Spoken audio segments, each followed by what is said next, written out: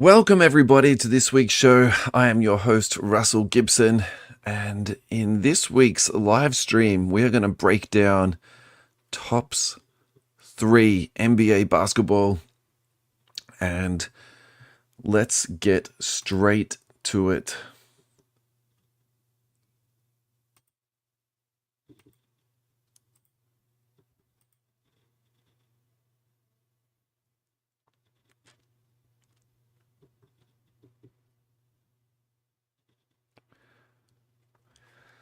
Welcome, everybody, to this week's show.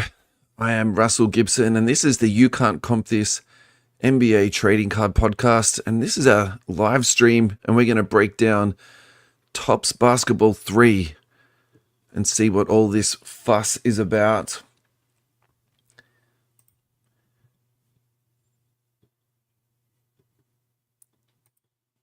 Starting off here, let's just really quickly go through the product description. Topps 3 basketball returns for $25.26 with an ultra premium, tightly curated collecting experience built around the power of 3.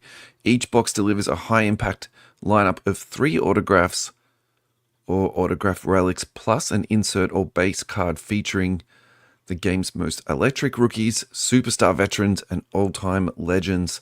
Chase all new autograph sets, including Rim Reapers.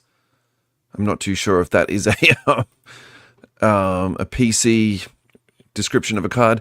Quest for Glory and City Drip signatures showcasing top talent with dynamic contemporary designs. Discover striking new insert sets such as 3&D Monsters of the Deep, which is this one here, the Shaq one. I actually really like that one.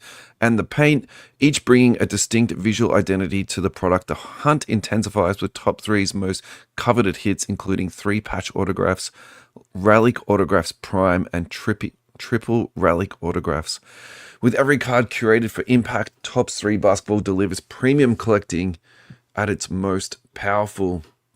So if you're looking at this screen here, you can see a little bit of an introduction here of what is going on. We've got this Tyrese Maxey card here, the full court. This one here, the Shaq one, which we already quickly referenced. And this Dylan Harper card here. Look, just looking at this first screen, we're going to talk more about this triple patch in a minute. I'm going to hold on to that for a second. But the first thing I do want to say about this is just the originality of it. I think probably my concern was that Panini had done such a really good job on inserts for actually a long time and had been very experimental, had done a lot of good inserts and done, a lot of bad ones. And I think I was a little bit worried that we're going to see just like too much of sort of the same thing from Topps. And so to see these cards here, actually, I think it's really good. Look, some of these are going to work and some of these are going to be collectible and some of them are not. And I think that's fine. I would rather see that than them just copying Panini, all the way through. We've already seen that with the Downtown card. They've already done a rip-off card of that, but, that's okay. It doesn't seem to be something ongoing. We got Blez here. In true Blez form, he's reporting that the box is selling for US 1K. And in his video here, which I'm not going to play through, but basically he's trying to hype it up. He's trying to tell everyone that's actually a $2,000 box. His argument is that it's got really good veteran autographs in it, and obviously the rookie class is fantastic with Conconapple, Cooper, Edgecombe, which I have to admit I love Edgecombe, and Dylan Harper was the other one he mentioned here. But straight away in the comments here, we've got people saying it's a $200 box. $2,000 for stickers ain't it. And I agree with that. We got Tyson Beck coming in tomorrow, and I want to talk to him specifically about this. Like, why can't more cards be done of on-card autographs? I'd love to get Tyson's input on that. Why does he talk like that? He's just the ultimate hype machine, people. This is why. Really quickly going through onto what it should sell for. AI is actually saying it's selling for $700 to $900 a box. I can't see anything close to that. Like, it's selling for $2,300 plus. Some retailers are actually pre-selling it at nearly $3,000. And I'm not naming people, like, this is not what that's about. It's more, I'm just trying to get a grip on what is his card actually retailing and selling for, because if breakers are breaking it at about $1,000 US per box, that's around 1,500 Aussie. you know, in my head, I want to sort of comp that back to, you know, what was Panini doing for that type of price? You know, what were you getting out of it? Look, for three good autographs, if that's what you're going to get back for $1,500, I don't have a massive problem with that. I actually think the risk reward is there, but if you're going up to 2,000, 3,000, 3,000 plus by the time that breakers put their margin onto it, and then you get a terrible box back, you know, that's a really big problem. Like, that's a really, really big problem. This is from the Topps Twitter account, and they actually revealed a box. So what they got here was this Adu Thero Lakers rookie card here.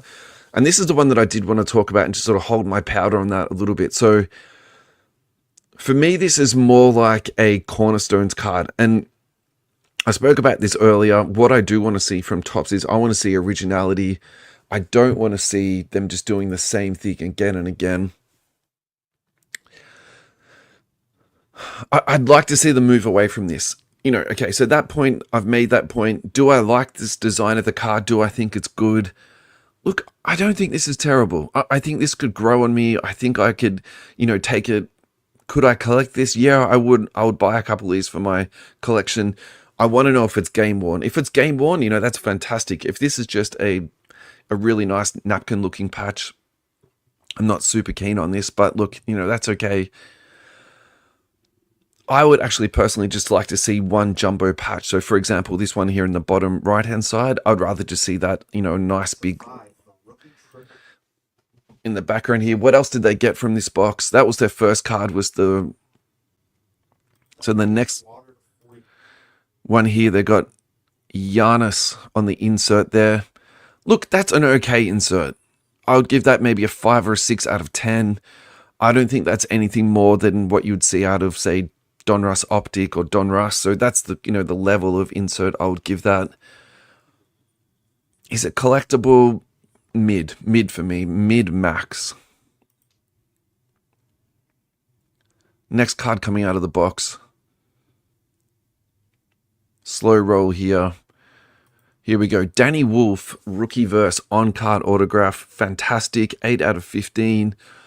Look, do I think this is super collectible? Absolutely not. Like, no way near. Do I think this is experimental? Do I think they've taken risks on it? Yes, they have. You know, fantastic. Like, that's cool. You know, it's interesting to look at. I'm totally fine with this. You know what I mean? Like, that's absolutely great. Nothing more than that. Again, maybe like a 6 or a 7 out of 10. I would rate this card in terms of design. Not talking about the actual play that comes out on it. Next slow roll here. Here we go. Slowly coming. Let's get this out, boys. Come on. Alrighty. Again, the 3-patch autograph. Sion James. Okay, so the major criticism that this video took was just how terrible this box was. And look, actually, I don't mind this. I would rather Topps show us what an average box looks like as opposed to getting out a loaded box and just, you know, bringing all that hype into it, which we know is like not realistic. Not every single box is going to be a hit box. So actually, yeah, Topps got absolutely roasted for this post online for this, which is kind of funny in a way, but at the same time, that's not realistic, is it? Like, I would rather see them give us actually what a real box looks like. So that's basically what you're getting out of the box. I think we missed a card out of this box, so I wouldn't mind to have seen that, but that's totally fine.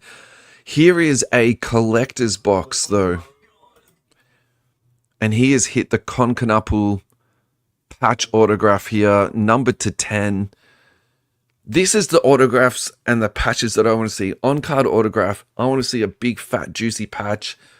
I like that so much better than what we were seeing out of this one here. Look, that's cool, but at the same time, I much, much prefer that design. Would I buy and collect this? Yeah, I would. Is it a little bit too busy in the background? Like, just a little bit for me, but I'll let that go.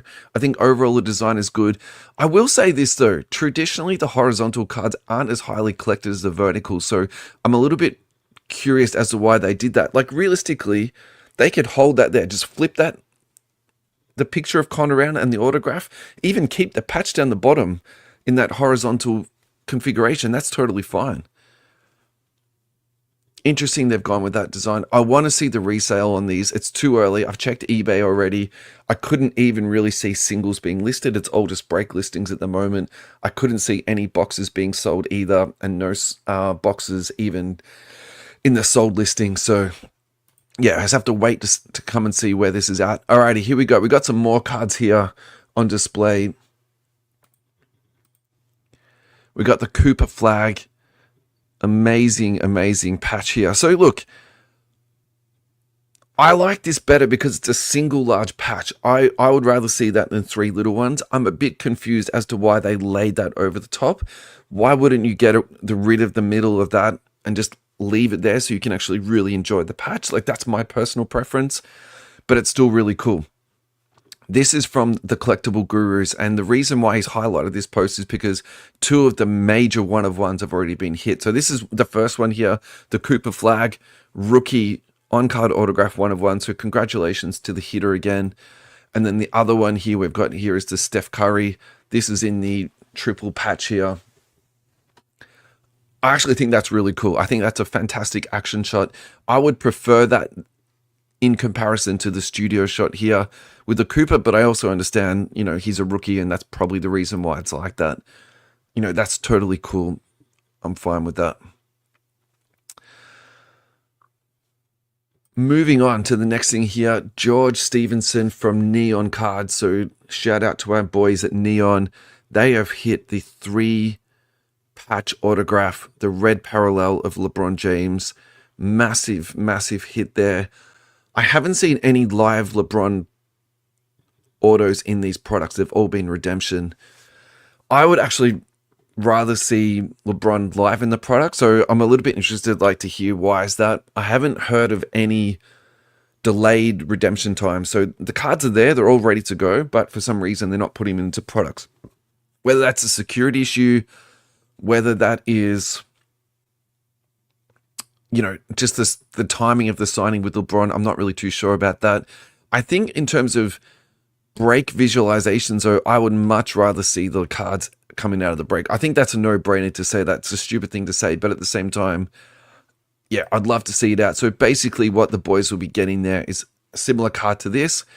Obviously not numbered to 1/1, but in the LeBron James one here. Huge congrats there on that one there. Alrighty, moving on from Tops 3. This is some education from PSA here. At PSA Card on Twitter, the grading room has seen a common flaw in 2025 Prism Football base cards and parallels that underperform. Before submitting, be sure to scan for roller lines looking down the reverse side of your cards. And so this picture here actually captures it really, really well. And I think when you're subbing your cards in, and look, I'm probably one of the worst people to talk about this. I am not good at looking at cards and grading them with my own eyes. This is not something I'm good at. But the reason I love this a lot is because PSA should be a knowledge base. PSA should be a fountain of knowledge that collectors can tap into in terms of databases, photographs of cards, going onto their registry and seeing what cards look like, all that type of stuff. This is what we need. In addition to that, they've got so much knowledge about what to look for in your cards. I would love to see educational videos from PSA in this type of vein. So this, for me, is an absolute win. I think also, too, it's another way to look at your cards. I think sometimes, you know, you look at the corners, you look at the edges, you look at the surfaces, you know, da-da-da-da-da, but do you actually look at it on that particular angles? You know, so this, for me, is an absolute A+ from PSA here. Before submitting, carefully inspect the reverse of your card. These roller lines are visible to the naked eye under proper lighting and can significantly impact your grade. So this is probably the, I mean, that would affect surface, but also too, PSA will also look at the overall aesthetics of the card. And so another one where you can think about that too is print lines. And we saw those a lot on hyper cards and also the silver wave cards. That happened a lot on that. Just really quickly looking through comments here.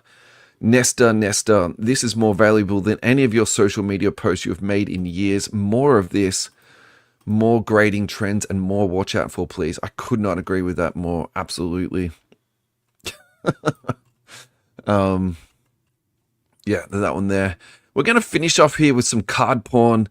I've been talking about this in the last couple of streams, so I want to keep this rolling a little bit. This is from Sports Card Investor. Manga King, a BGS 10 pristine of LeBron James's 2024 Panini Prism Black manga recently sold for $18K. I think that is way, way unders moving into the future. Is this one of your favorite mangas? I love this. Just 0.5 on the surface off a black label. Man, you would be spewing on that card there. Look, I think moving into the future, these are the type of cards that are really, really going to do well. At 18K, even if it is BGS, and BGS is not the fashionable thing to grade with at the moment, this is going to absolutely kill it moving into the future. I love this a lot. Yep, absolutely here from Lindsay. And actually, there's not a lot of comments on that. So yeah, I'll drop a comment onto that. That's it for today's show. I'm going to keep this really short and sweet. Don't forget, we have a giveaway going on facebook.com/you can't comp this. Click that follow button. Once we get to 150 followers, we are going to give away a live box, a live broken box, I should say, of Panini Prism Fat Packs to one of our lucky followers. And on that, guys, have a wonderful, wonderful day. Take care of yourself.